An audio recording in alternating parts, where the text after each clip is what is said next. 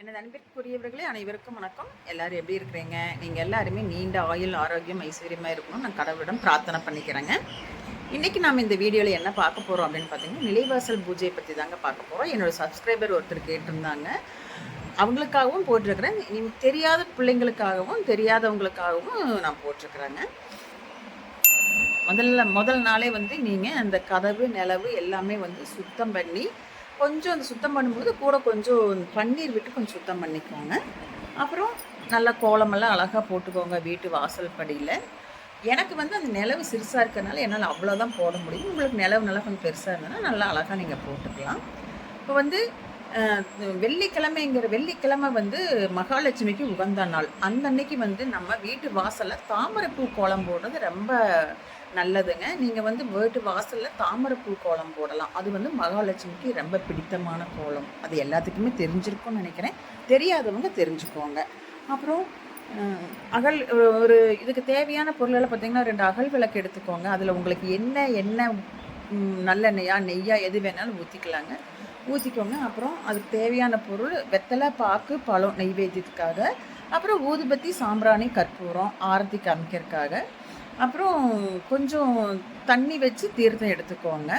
அப்புறம் கொஞ்சம் வாசனை உள்ள பூக்கள் எடுத்துக்கோங்க. இதெல்லாம் எடுத்துக்கோங்க. பாருங்கள், நான் அந்த காமிச்சிருக்கிற பாருங்கள், அதெல்லாம் நான் சொன்னது எல்லாமே அதில் இருக்குது. கொஞ்சம் மஞ்சள், குங்குமம் எதுக்காகன்னா நிலவெல்லாம் இது பண்ணோம் இல்லையா, அதுக்காக எடுத்து வச்சது அதெல்லாமே. இப்போ நீங்கள் தீபம் ஏற்றிக்கலாம். தீபம் ஏற்றிட்டு சாம்பிராணி இல்லை ஊதுபத்தி, கற்பூரம் நீங்கள் என்ன காமிக்கணுமோ அதை நீங்கள் காமிச்சு வழிபாடு பண்ணிக்கலாங்க. இப்போ இந்த பூஜை எதனால் பண்ணுறோம் அப்படின்னு சொல்லி நீங்கள் கேட்பீங்க. வெள்ளிக்கிழமை எப்பொழுதுமே நீங்கள் இந்த மாதிரி வீட்டில் வாரம் நீங்கள் இந்த மாதிரி கண்டிப்பாக பண்ணினீங்கன்னா உங்கள் வீட்டில் செல்வ செழிப்பு ஏற்படும். எதனால் நம்ம நிலைவாசல் பூஜை பண்ணுறோம் அப்படின்னு பார்த்தீங்கன்னா, நிலைவாசலில் முதல்ல நம்ம வீட்டில் குலதெய்வம் தான் நம்மளை காத்து நிற்பாங்களாமா. அதனால கண்டிப்பாக இந்த பூஜை பண்ணுறதுங்க. அதுக்கப்புறம் மகாலட்சுமி நம்ம ஏற்கனவே தெரியும். மகாலட்சுமிக்கு அந்த இடத்துல நம்ம நிலைவாசலில் மகாலட்சுமிக்கு உகந்ததுங்க. நம்ம இஷ்ட தெய்வம் மகாலட்சுமி எல்லாருமே அந்த இடத்துல குடியிருப்பாங்கங்க. உங்களுக்கெல்லாம் தெரிஞ்சிருக்கும், தெரியலனாலும் தெரிஞ்சுக்கோங்க. அதனாலையும் அந்த சுக்கிரவாரில் அந்த பூஜை பண்ணுறது சரிங்களா. இப்போ எதுக்காக பண்ணணும் அப்படின்னு பார்த்தீங்கன்னா, வெள்ளிக்கிழமை சுக்கிர ஓரையில் நீங்கள் பண்ணினீங்கன்னா உங்களுக்கு செல்வ செழிப்பு அதிகரிச்சுட்டே இருக்கும். குறையறதுக்கு வாய்ப்பு ரொம்ப கம்மி.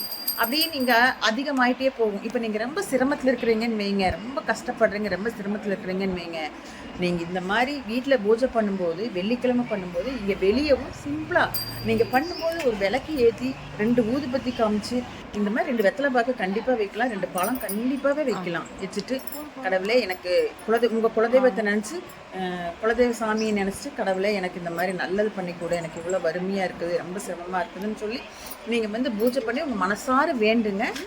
அதே மாதிரி உங்கள் இஷ்ட தெய்வத்தையும் வேண்டுங்க, உங்கள் குலதெய்வத்தையும் வேண்டுங்க, உங்களுடைய மகாலட்சுமி தாயாரையும் வேண்டுங்க. வேண்டும் போது கண்டிப்பாக நீங்கள் இது மாதிரி தொடர்ந்து ஒரு 9 வாரம் பண்ணி பாருங்கள்.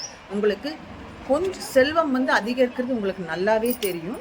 செல்வ செழிப்பு ஏற்படும். இதனால தாங்க இந்த நேரத்தில் சுக்கிர ஓரையில் நிலைவாசல் பூஜை பண்ணணும் அப்படின்னு சொல்கிறாங்க. நான் வாரம் வெள்ளிக்கிழமை பண்ணிடுவேங்க.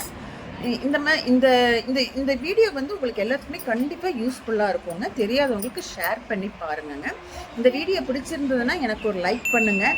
அப்படியே எல்லாத்துக்கும் ஷேர் பண்ணி பாருங்கள். ஏதாவது சொல்லணும் அப்படின்னீங்கன்னா எனக்கு கமெண்ட் பண்ணி சொல்லுங்கள், இல்லை கேளுங்க. அப்படியே கௌரி சேனலை சப்ஸ்கிரைப் பண்ணிட்டு பாருங்கள்.